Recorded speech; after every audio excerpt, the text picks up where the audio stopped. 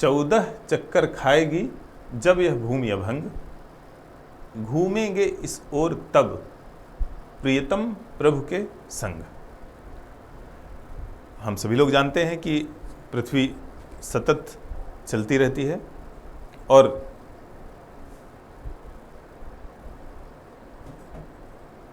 परिक्रमण और परिभ्रमण दो स्थितियां होती हैं। एक तो वो अपनी धुरी पर घूमती है जिससे दिन और रात होते हैं, और दूसरा वो सूर्य के चक्कर लगाती है।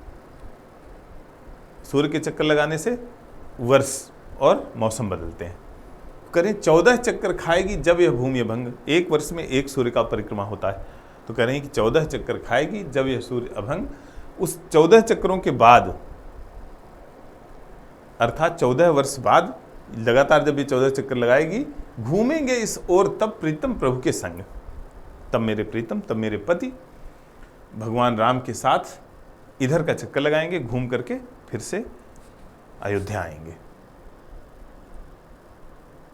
प्रियतम प्रभु के संग आएंगे तब हे सजनी, करें जब वो प्रभु के साथ आएंगे, जब वो अयोध्या आ जाएंगे।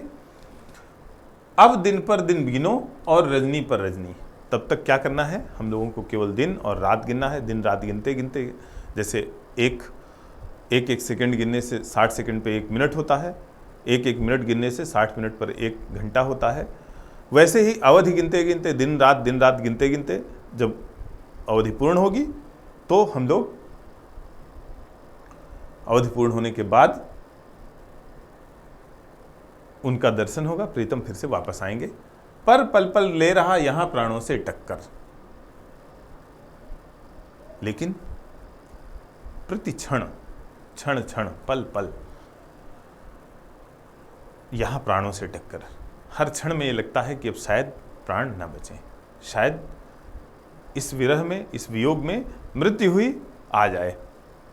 कलह मूल यह भूमि लगावे 14 चक्कर। इस संपूर्ण कलह का, इस संपूर्ण समस्या का जो कारण है, जो जड़ है, वो है ये भूमि। भूमि के कहने का अर्थ ये है, क्योंकि जो राज्य है, राज्य का पहला, राज्य के जो 4 तत्व बताए जाते हैं,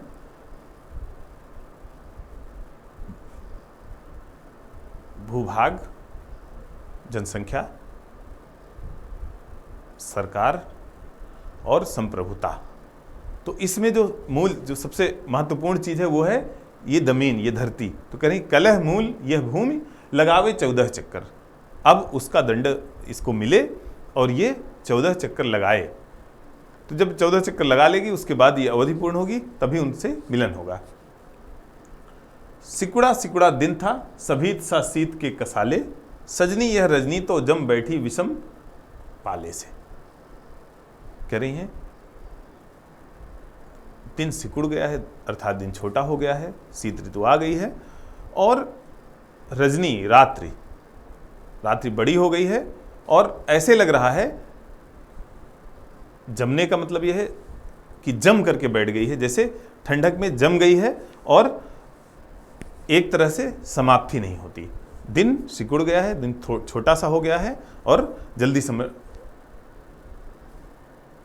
क्यों कह रही हैं? सभीत, भय, जैसे लग रहा है जैसे दिन इसलिए सिकुड़ गया है हम कि शीत से भयभीत होकर के। भय में लोग कहते हैं कि व्यक्ति सिकुड़ जाता है।